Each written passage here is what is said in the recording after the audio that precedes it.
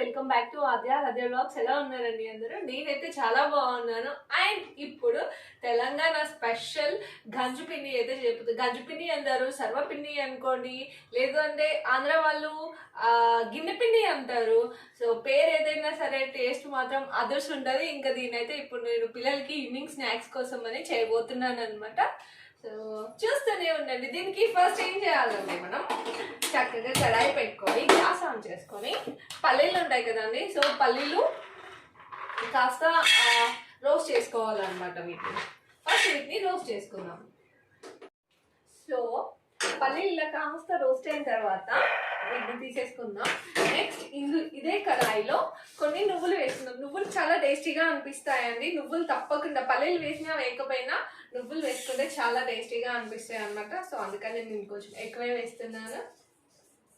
కూడా కాస్త రోస్ట్ అయిన తర్వాత మనం ఇప్పుడు గ్యాస్ పని చేసుకుందాం. గ్యాస్తో పని అయిపోయింది అనమాట. వీటిని కాస్త చల్లారనిద్దాం. సో ఈలోపు ఏం చేద్దామంటే దానికి మనకి దీనికి మసాలా కావాలి కదా. సో దానికనేసి నేనైతే ఉల్లిగడ్డ తీసుకున్నాను. సో దీన్ని చక్కగా ఇప్పుడు కట్ చేసేసుకుందాం. సో ఇప్పుడు ఏం చేయాలంటే మసాలా అని చెప్పాను కదా. సో దానికోసం అని పచ్చిమిర్చి మీ టేస్ట్కి తగ్గట్టుగా, ఇవి పెద్దగా కారం అయితే లేవన్నమాట. అందుకని నేను కొంచెం ఎక్కువగానే తీసుకుంటున్నాను. సో చూస్తున్నారు కదా. సో తీసుకున్నా. నెక్స్ట్ ఉల్లిపాయలు. ఎందుకంటే నేను ఉల్లిపాయలు ఏం చేస్తానంటే ఎందుకు తక్కువ తీసుకున్నానంటే మళ్ళీ పిండి కలిపేటప్పుడు చక్కగా చిన్నగా చాప్ చేసి అందులో వేసుకుంటే క్రంచిగా అక్కడొకటి పంటికి తగులుతా ఉంటే చాలా టేస్టీగా అనిపిస్తుంది అనమాట.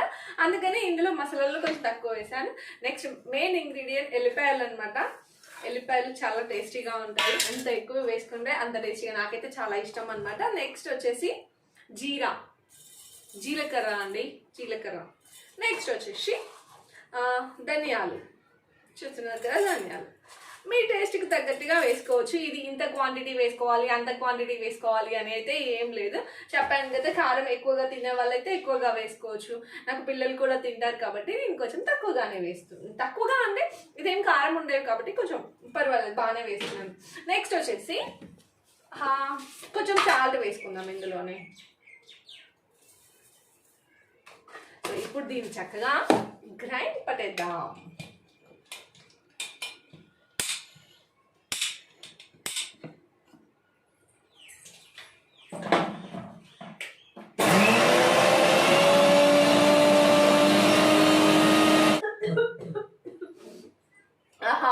పచ్చిమిర్చి ఘాటండి బాబు. సో ఇలా చక్కగా మిక్సీ పడేసుకొని ఇప్పుడు నెక్స్ట్ ప్రాసెస్ ఏంటి అంటే మనం ఇందాక పల్లీలు అయితే వేయించి పెట్టుకున్నాం కదా. సో వీటిని చక్కగా ఈ పొట్టు వచ్చేసుకొని కాస్త కచ్చాపచ్చాగా, అంటే కొంచెం మరి పెద్దగా ఉన్నాయి కదండి.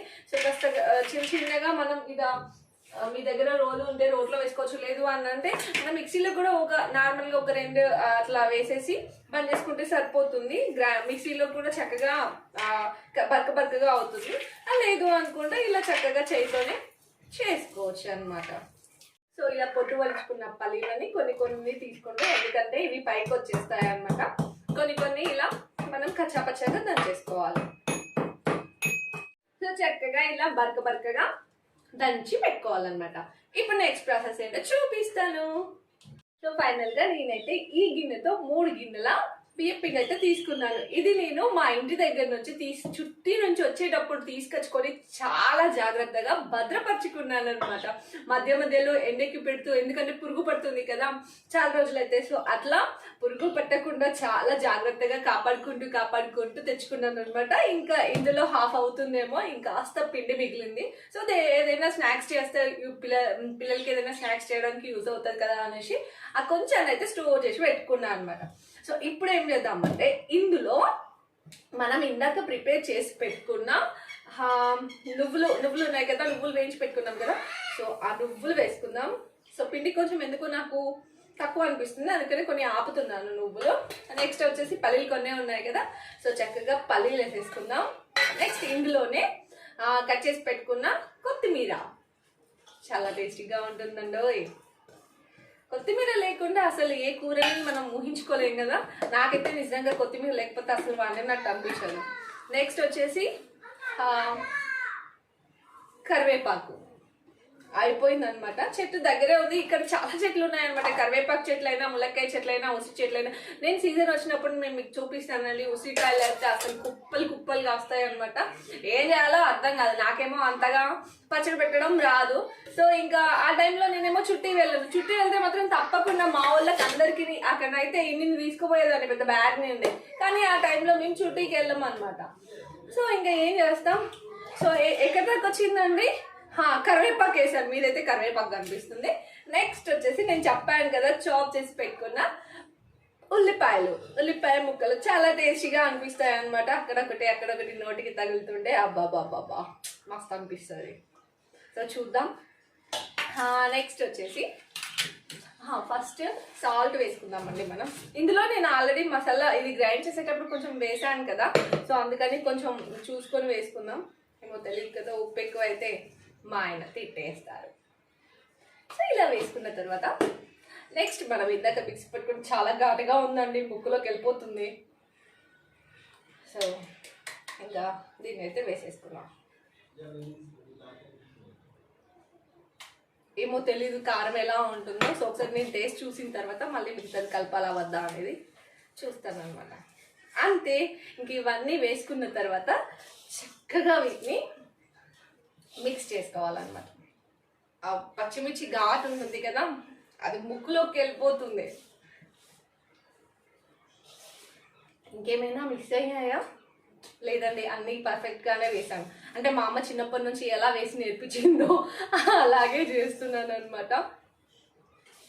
కొత్తగా నేను కొన్ని యూట్యూబ్లో చూసి ట్రై చేస్తాను, కానీ అవి ఒక్కొక్కసారి హిట్ అవుతాయి, ఒక్కొక్కసారి ఫ్లాప్ అవుతాయి. ఫ్లాప్ అంటే నార్మల్ ఫ్లాప్ కాదు, అట్టర్ ఫ్లాప్ అయిపోతాయి అనమాట. ఒకసారి శ్రావణి కిచెన్స్లో అనుకుంటా అండి, నేను బిస్కెట్స్ చూసి ట్రై చేశాను. ఎప్పుడు కొనడం ఎందుకు, ఇంట్లో ఒకసారి ట్రై చేస్తే మంచిగా వస్తే రెగ్యులర్గా చేసుకొని పిల్లలకు తినిపించచ్చు కదా, అంటే మంచితో చేసుకొని పిల్లలకు తినిపిస్తే ఆనందమే వేరు కదా అనేసి నేను ట్రై చేశానండి. మొత్తం మాడిపోయింది. నేను ఇడ్లీ కుక్కర్లో చేశాను, మీకు చూపిస్తాను, ఇంకా ఉంది అలాగే.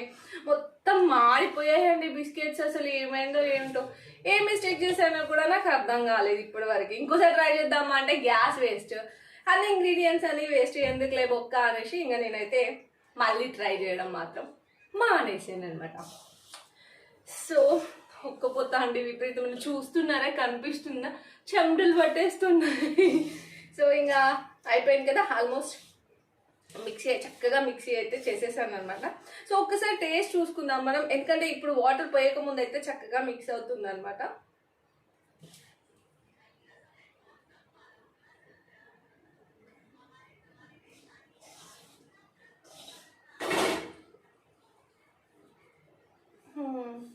పర్వాలేదు, కొంచెం సాల్ట్ తక్కువ అనిపిస్తుంది, ఎందుకంటే కొంచెం కారం ఎక్కువ ఉంటే పిల్లలు తినరు కదండి. సో కారం తక్కువ ఉన్నా మనం అడ్జస్ట్ చేసుకోవచ్చు. సో ఈ ఉల్లిపాయలు కూడా ఏం చేస్తాయి, అసలే నేను నా గురించి చెప్పాను కదా, పాపం మా ఆయన అయితే అన్నీ చూస్తూ చాలా వేస్ట్ చేస్తానండి. నిజంగానే నేను చాలా, అది అనుకోకుండా అవుతుందో ఏంటో నాకు తెలియదు, కానీ చాలానే నేను ఇంట్లో కొన్ని వేస్ట్ చేస్తూ ఉంటాను. మా ఆయన చూసి చూడనట్టు వదిలేస్తూ ఉంటారు, ఎందుకంటే మా ఆయన చాలా మంచివాడు కదా. సో ఇంకా ఫైనల్గా టేస్ట్ కూడా చూసేస్తాను కదా, ఉప్పు కారం అన్నీ పర్ఫెక్ట్ అంటే పర్ఫెక్ట్గా ఉన్నాయి. సో ఇప్పుడు ఇందులో మనం కొన్ని వాటర్ వేసుకుంటే చక్కగా దీన్ని అయితే పిండి కలిపేసుకుందాం. సో ఇప్పుడు మనం ఇందులోకి కొన్ని వాటర్ వేసుకుంటూ మరీ పతలా అయిపోయింది అనుకోండి, మనకి గంజు పిండి అనేది సరిగ్గా రాదనమాట.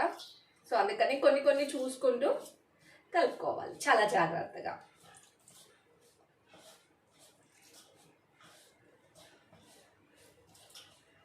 ఎందుకంటే మళ్ళీ ఎక్స్ట్రాగా కలపడానికి నా దగ్గర బియ్యం పిండి కూడా ఎక్కువగా లేదనమాట.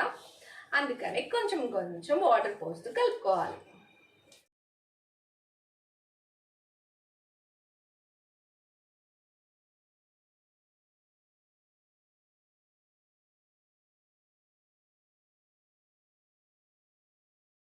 చూస్తున్నారు కదా, సో పిండి మెత్తగా లేదు, అలా అని గట్టిగా లేదు, మీడియంగా నేనైతే చక్కగా కలిపి పెట్టుకున్నాను అనమాట. సో ఇప్పుడు దీన్ని గంజికి వత్తుకుందాం.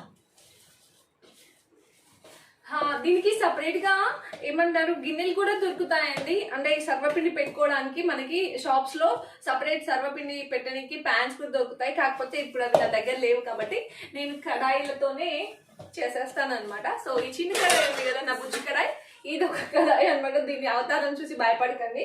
సో ఇదొకటి అండ్ ఇదొకటి, ఇవి రెండిట్లో. సో ఇంకా ఇప్పుడైతే నేనా గంజు పిండి చెప్తున్నా. ఇట్లా ఆయిల్ అప్లై చేసుకొని ఇట్లా ముద్దలు చేసేసుకొని చక్కగా చేతికి కొంచెం ఆయిల్ పెట్టుకుంటూ, మీకు పల్చగా కావాలనుకుంటే పల్చగా చేసుకోవచ్చు, ఒత్తుకోవచ్చు అన్నమాట. మరి పల్చగా అయితే ఏంటంటే మరి గట్టిగా అయిపోతుంది తినేటప్పుడు కొంచెం. అందుకనేసి మీడియంగా, మరి అలా అని మళ్ళీ మందంగా అవసరం లేదు, అలా అని పల్చగా అవసరం లేదు. మనకి తెలుస్తుంది అనమాట మనం గంజులో ఒత్తేటప్పుడు. సో అలా మీడియంగా ఒత్తుకొని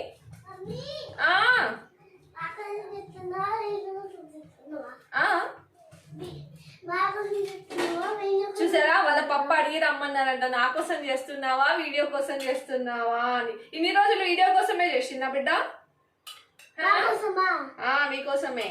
సో ఇలా పైనుంచి కూడా ఆయిల్ అప్లై చేసుకొని, మా అమ్మ అయితే తప్పకుండా ఇలా హోల్స్ పెడతదండి. ఎందుకో నాకు తెలీదు, మా అమ్మ గ్యారప్పాలు చేసినా సరే ఖచ్చితంగా ఇట్లా హోల్స్ పెడతది అనమాట. ఇంకా అమ్మ టిప్స్ కొన్ని ఫాలో అవుదాం, బాగుంటుంది. సో ఇంకా ఇట్లా పెట్టుకొని అయిపోయింది. ఇట్లా పెట్టుకొని దీన్ని మనం గ్యాస్ మీద పెట్టేసుకోవడమే అనమాట.